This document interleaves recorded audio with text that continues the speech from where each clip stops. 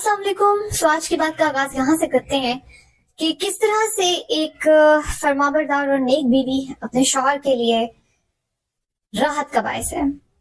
سب سے پہلے لیکن میں یہاں پہ یہ حدیث کوٹ کروں گی کہ رسول صلی اللہ علیہ وسلم نے فرمایا کہ نافرمان بیوی کی نمازیں اس کے سر کے اوپر سے نہیں اٹھتی.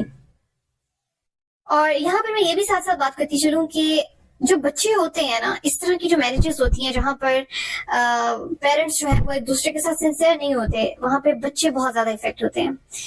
کیونکہ بچے جو ہیں وہ بیوقوف نہیں ہوتے، انہیں سب سمجھ میں آ رہی ہوتی ہے کہ کیا چل رہا ہے اور ہمارے پیرنٹس کا ریلیشن آپس میں کیسا ہے، کیا پرابلمس ہیں، یہ دونوں ایک دوسرے کو کس طرح ڈیل کرتے ہیں، کتنے روڈ اور بدتمیز ہیں ایک دوسرے کے ساتھ.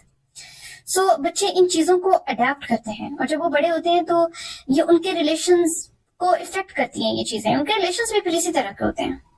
اب جو شادی ہے وہ کوئی کھیل نہیں ہے، ایک رسپانسبلٹی ہے، بہت ہیوج رسپانسبلٹی ہے، مرد کے لیے بھی اور عورت کے لیے بھی.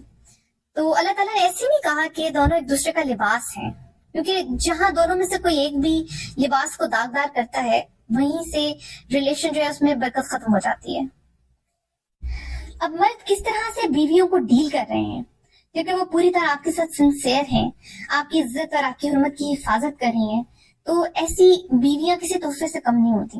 کیونکہ رسول صلی اللہ علیہ وسلم نے فرمایا کہ مرد کے لیے اس دنیا میں سب سے بڑا تحفہ نیک بیوی ہے، اور ایک نیک بیوی جنت کے تحفوں میں سے ایک تحفہ ہے. الحمدللہ. یہاں تک کہ نیک بیویوں کے لیے یہ کہا گیا ہے کہ اللہ تعالیٰ حشر کے دن ایک نیک عورت کو یہ کہے گا کہ جنت کے 8 دروازے ہیں، تو اللہ تعالیٰ فرمائیں گے کہ تم ان 8 دروازوں میں سے کسی دروازے میں سے بھی جنت میں سے داخل ہو سکتے ہو. سبحان اللہ، کتنی بڑی بات ہے یہ. اسی لیے ایک مرد پر واجب ہے کہ وہ اپنی نیک بیوی کی قدر کرے، اور اسی طرح ایک عورت پر بھی واجب ہے کہ وہ اپنے شوہر کی قدر کرے. مرد کو یہاں پر یہ بات سمجھنے کی ضرورت ہے کہ وہ آپ کی نسل کو پیدا کرتی ہے، بڑھاتی ہے. اگر آپ یہ نوٹ بھی کریں گے کہ جس گھر میں میاں بیوی ایک دوسرے کے ساتھ ٹھیک نہیں ہوتے، وہاں پر آپ کو یہ بھی نظر آئے گا کہ جو بچے ہوتے ہیں آگے وہ ایموشنلی ٹرامیٹائز ہوتے ہیں، بھٹکے ہوئے ہوتے ہیں، ان کو اپنے ایموشنز پر قابو نہیں ہوتا. ہاں ایکسیپشنز ہیں، لیکن موسٹلی ایسا ہی ہوتا ہے. پھر ایک جگہ رسول صلی اللہ علیہ وسلم نے یہ فرمایا کہ جب ایک عورت نکاح کر کے اپنے شوہر کے گھر جاتی ہے تو اسے اللہ کی ایمان حاصل ہوتی ہے.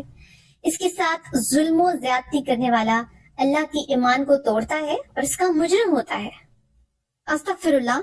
میں یہی کہوں گی کہ اللہ تعالیٰ ہمیں اس طرح کے گناہوں سے محفوظ رکھے، شوہروں کو اپنی بیویوں کے لیے اور بیویوں کو اپنے شوہروں کے لیے راحت کا اور سکون کا باعث بنائے انشاءاللہ.